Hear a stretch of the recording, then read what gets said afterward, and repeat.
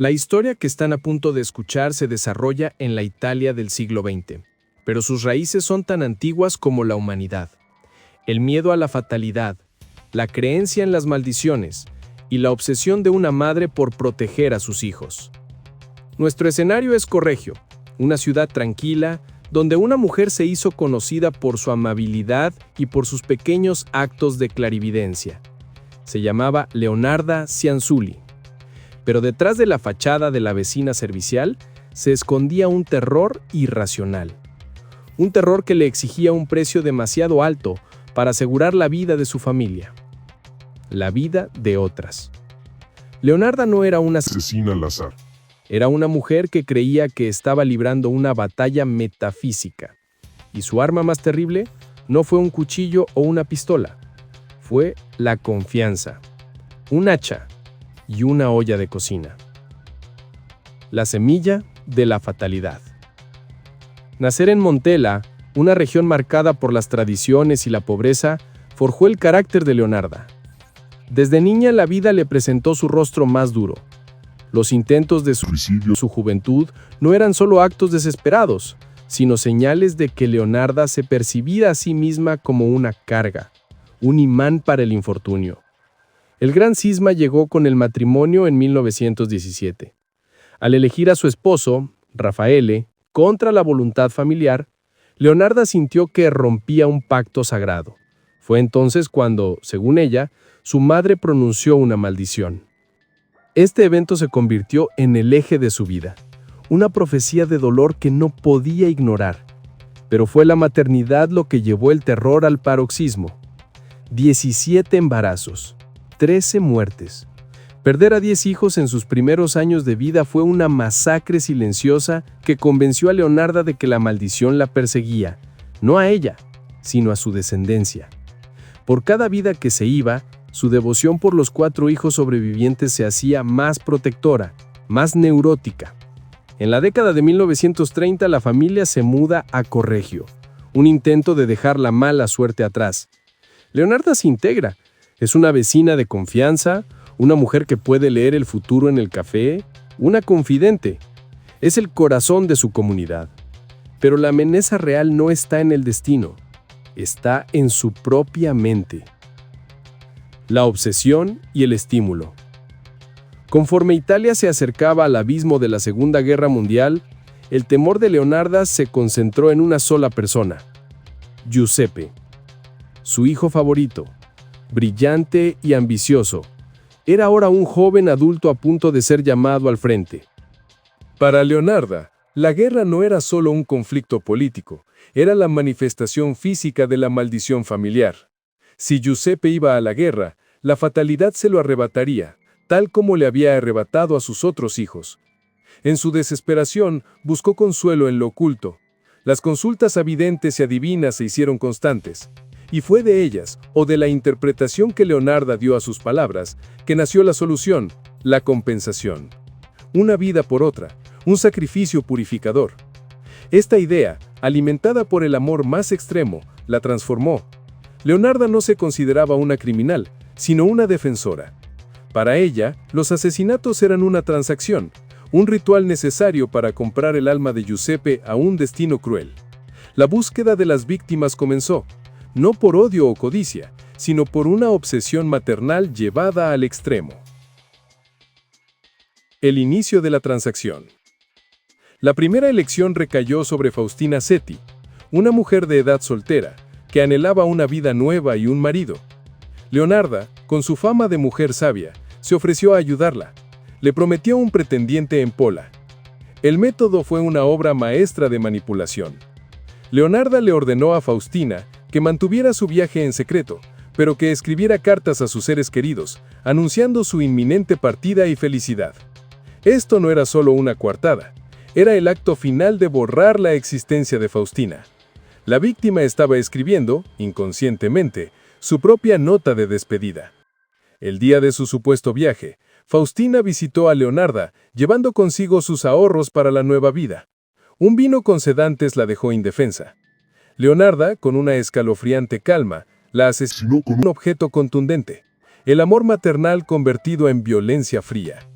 El cuerpo de Faustina fue llevado a la cocina, donde la maestra de casa llevó a cabo su ritual más famoso. Utilizando grandes cantidades de sosa cáustica, los restos fueron disueltos y transformados. Una limpieza espantosa. Leonarda utilizó el resultado como jabón de tocar que regaló a sus vecinos, borrando todo rastro de la mujer en una sustancia de uso diario. El ciclo de la vida convertido en el ciclo de la fatalidad. La escalada de la ofrenda. El sacrificio de Faustina no detuvo la movilización militar de Giuseppe. Esto convenció a Leonarda que el ritual debía ser repetido. La vida de su hijo seguía en peligro, y ella no dudaría. En septiembre de 1940, la víctima fue Francesca Soavi, una funcionaria a la que Leonarda prometió un puesto de trabajo en una escuela en el extranjero.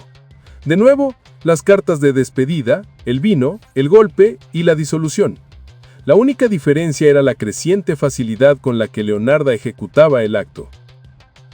Y luego, ese mismo mes, llegó Virginia Cacioppo, una mujer de mayor envergadura, una excantante de ópera a la que se le ofreció un trabajo teatral en Florencia. Virginia trajo consigo una fortuna en ahorros y bonos.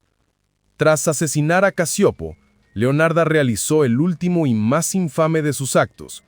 El cuerpo de Virginia, según los archivos, era más graso, lo que produjo un jabón de mejor calidad. Y en un detalle que aún hoy hiela la sangre, él narró cómo la sangre de sus víctimas, una vez seca, fue mezclada con ingredientes de repostería, harina, azúcar, chocolate. La masa resultante se convirtió en galletas y pastelitos que Leonarda servía orgullosamente a sus visitas. Un acto de canibalismo camuflado en la hospitalidad doméstica. La desaparición de las 3 mujeres, todas anunciando su partida a una nueva vida, no levantó sospechas de inmediato.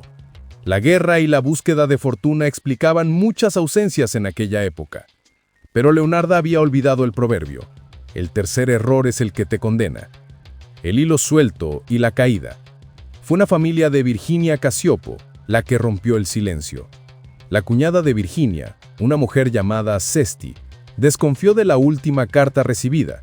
Era extrañamente formal y había sido enviada a una dirección equivocada. Sesti recordó haber visto a Virginia entrar por última vez en la tienda de Cianciulli. La señora Sesti acudió a la policía con su sospecha, y la policía encontró que, efectivamente, la vida de las 3 mujeres desaparecidas convergía en la casa de Leonarda.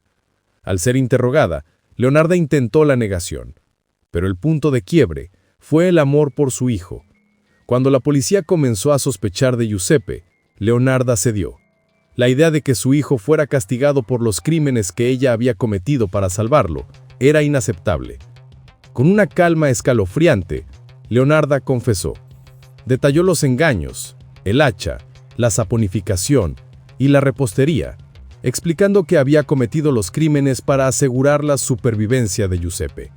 Su confesión era la de una madre que creía que había cumplido un deber. El 3 de marzo de 1941, Leonarda Cianciulli fue arrestada. El legado escrito y el final.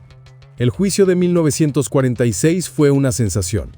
Los detalles eran tan extravagantes, tan oscuros, que la prensa la apodó la saponificatriz. Leonarda defendió su lógica ante el tribunal. La vida de un hijo valía la vida de 3 desconocidas. Fue declarada culpable, con una sentencia de 30 años de prisión y 3 años en un manicomio criminal. Giuseppe, el hijo por el que lo había sacrificado todo, fue absuelto de cualquier cargo de complicidad. Durante su encarcelamiento, Leonarda escribió su autobiografía, Una vida maldita. Un texto conciso, escrito con un vocabulario limitado pero con una intención clara. Contar su historia como una víctima de la fatalidad y la superstición. Su voz se convirtió en un registro escrito de una mente obsesiva. Y lo que hace a este texto imperecedero es su anexo macabro, un recetario de cocina, un libro de postres y pasteles, justo después de relatar cómo había convertido a sus víctimas en dulces.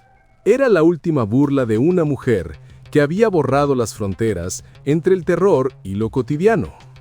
Leonarda Cianciulli murió de una hemorragia cerebral en el manicomio de Pozzuoli en 1970. Pero su leyenda perdura no solo como una de las asesinas más singulares de la historia, sino como un trágico ejemplo de cómo el amor maternal más intenso, cuando es deformado por el miedo irracional y la superstición, puede engendrar el horror más doméstico y escalofriante.